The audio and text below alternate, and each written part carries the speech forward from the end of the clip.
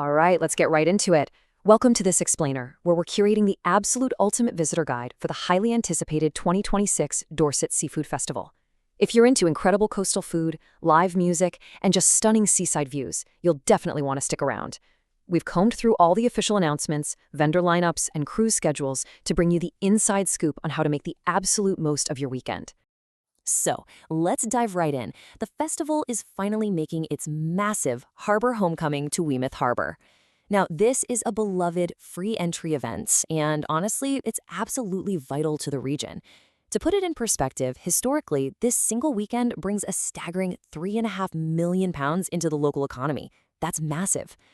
After adapting to different sites and ticketed formats for a while, it's finally going back to its roots, a totally free, accessible celebration of Dorset's incredible fishing heritage.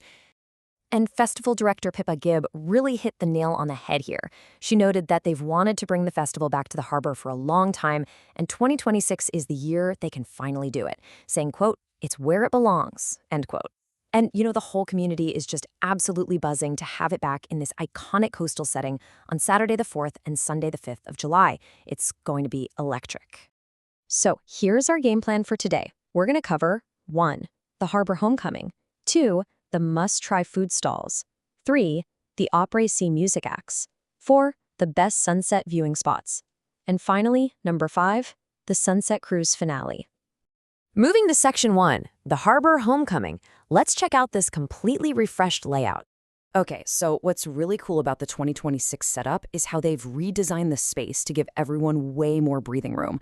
The whole footprint is centered right around the pavilion, expanding along the harbor side up to the restaurants and even spanning sections of Weymouth Esplanade. But here's the real game changer. To avoid those annoying traffic jams from previous years, the festival will not cross over the town bridge, so you get a much more focused, connected flow. No more pinch points. On to Section 2, the feast. Here are the must-try food stalls waiting for you. Listen, the sheer variety of street food here is mind-blowing. We're not talking your average festival burgers and hot dogs. Take Mexbox, for instance. They're serving up these incredible seared king scallops with chorizo. Or if you want something with a bit of a kick, Kraken has these super bold, coastal-inspired squid dishes that are just perfect for snacking while you walk. And if you're craving an elevated classic, Truck and Chefs are doing local fish garjons coated in seaweed panko with samphire. Honestly, my mouth is watering just thinking about it. Now, you've kind of got to choose your own adventure situation here. On one hand, you can dive into that vibrant, on-the-go street food scene, grabbing crispy squid, eating it right on the harbor walls. Super casual, super fun. But on the other hand, if you want something a bit more refined, you can book a sit-down, see-to-plate meal at Catch at the Old Fish Market. They have top-tier sustainability ratings, sourcing literally right from the Weymouth fleet outside their door. You can even grab a quayside drink and watch the dayboats tie up before you eat. Talk about fresh, right? All right, Section 3, the sounds. Let's map out those après-ski music acts. Saturday's musical arc is paced to absolute perfection. Check this out. You start off nice and easy at noon with Finley Leslie playing acoustic tunes. Then, as the afternoon warms up and the drinks start flowing, the energy peaks at 4 p.m. with the Bridport Broadsides. They're a 10-strong sea shanty crew. I mean, you can't get more maritime than that. And then, as the sun starts to dip around 6 p.m., DJ OJ takes over with some soulful beats to carry you right into the evening. Then we roll into Sunday's finale lineup, and wow, they are turning up the party vibes from the get-go. At 12:15, you've got Stereo Ironics, the ultimate stereophonics tribute band. Next up at 3:15 p.m. is Chief Lazarus, dropping high-energy covers.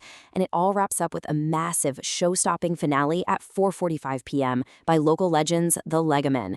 If you know them, you know they bring the house down every single time.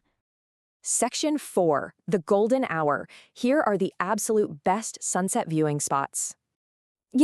Dorset is practically famous for its sunsets, and you've got a few top-tier options nearby. Number 1, obviously, Weymouth Harbour. Number 2, Chesil Beach, which is stunning. You can literally sit by the Olympic rings and watch the sun vanish over this massive 18-mile shingle barrier. Or number 3, Durdle Door. Watching the sunlight hit that iconic limestone arch? Yeah, it's pretty unforgettable. But honestly, scratch the travel, the absolute best immediate choice, Just stay right there at Weymouth Harbour. I mean, picture it. You've got fresh, locally caught fish and chips in your hand, the festival is humming in the background, and you're just watching those gorgeous sunset hues reflecting right off the calm harbour waters. It is literally the quintessential British seaside experience. And finally, Section 5, the climax. Let's look at the Sunset Sax Sunday Cruise. If you really want to end this weekend with a bang, this is it. The Sunset Sax Sunday Cruise on July 5th. It kicks off at 5:30 p.m. for 3 whole hours. And guys, for just £30 per adult, you get to cruise right along the spectacular Jurassic Coast, just as it hits that golden hour lighting. It's such an incredible, accessible way to add a bit of luxury to your trip. And check out what's included. You get a complimentary welcome drink the second you board, which is always nice. But the real magic is the vibe. Alex King is running the show, blending live saxophone with feel-good DJ beats. And if the weather holds up, the whole thing moves to the open-air dance floor on the top deck. Dancing under the sky with uninterrupted ocean views, count me in. So, that leaves us with one final, exciting question to chew on as you plan out your itinerary. The seafood has been devoured, the music was incredible, the vibes are absolutely sky-high. How will you choose to end your ultimate weekend? Will it be a quiet, reflective moment sitting on the harbor wall, or dancing to a live saxophone out on the open ocean? However you play it, you've now got the insider's blueprint. Thanks so much for joining me on this explainer, and enjoy the harbor homecoming.